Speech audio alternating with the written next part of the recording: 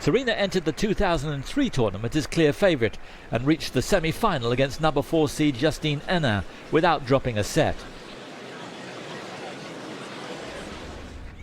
The Belgian had yet to win a major, having reached the Wimbledon final 2 years earlier. Henin kept the ball bouncing high and out of Serena's strike zone, a tactic that worked well and earned her the first set 6-2, much to the delight of a large Belgian crowd. 21-year-old Serena then stepped up a gear, taking the second set 6-4 and was up a break in the third. Before this match would come to be known as the hand match. Serena saw Henin hold her hand up to delay the point until the crowd had quietened. I didn't see that. Sorry? But umpire Jorge Diaz hadn't seen Henin's action, who was unwilling to admit to it. Henin broke the Serena serve in that game. And again at 5-all.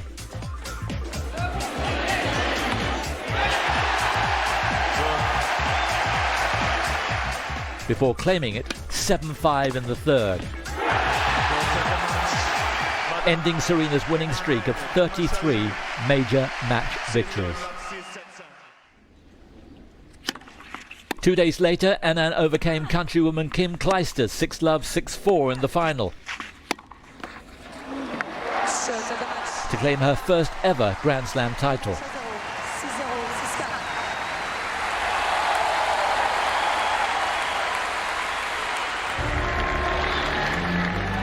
Henin would win another 6 majors, including 3 more Roland Garros titles. She played her very best tennis in Roland Garros finals, in 2005 defeating Mary Pierce 6-1, 6-1. In 2006, Svetlana Kuznetsova 6-4, 6-4. And in 2007, it was victory over Ana Ivanovic 6-1, 6-2.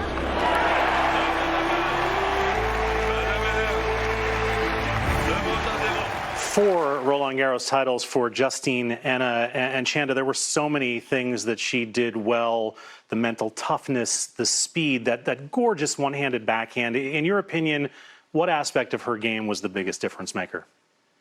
No, I think you said it right there. She was just a complete player. And at 5'6", pound for pound, she packed a punch, used every inch of her frame. She had great footwork. She didn't give up much ground on the baseline, and she was quick getting up to the ball. The midcourt area, that was a space that she was very comfortable in, understood how to add that kind of weight to her game. And you talk about her backhand. She had a beautiful slice, but could also comfortably hit over it. Not many players can throw both of those shots in with the same level of comfort and then use the forehand to really close off the court. So she had a complete game. She was an intense competitor and just got the most out of every shot during the course of a point.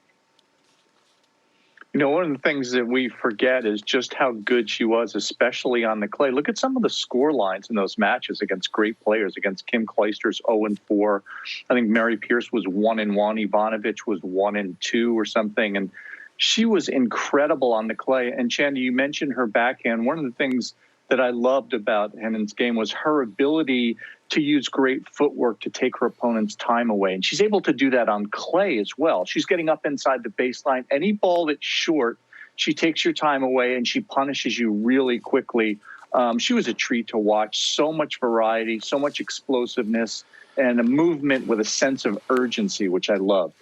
We touched on the sportsmanship issue with Henin when we did the Top 10 Women's show a couple of weeks ago, and we saw just again in that vignette the incident with Serena at the 2003 Roland Garros semifinal. There were a couple of those incidents throughout the course of her career, Chanda. Do those detract for you from her legacy? I mean, those were tough moments, and you just hate to see it because it was clear. Serena, especially with the holding her hand up, she absolutely did that in the match. And you just thought, okay, if that didn't happen, if it didn't have to go there. You could have just made it totally about the tennis. So for me, yeah, those were disappointing moments, especially, knowing her decently well, having practiced with her at times in Tampa, and just knowing how fierce a competitor she was, how hard she worked. She deserved every bit of what she got out of the game, but those moments, wish they could have gone a little bit differently. So that was the 2003 semifinal against Serena. The final that year, Paul, was Justine against Kim Clijsters, and it reminds us just how amazing it was that a country like Belgium, that has a population smaller than Pennsylvania, produced really two of the greatest champions of the last couple of decades.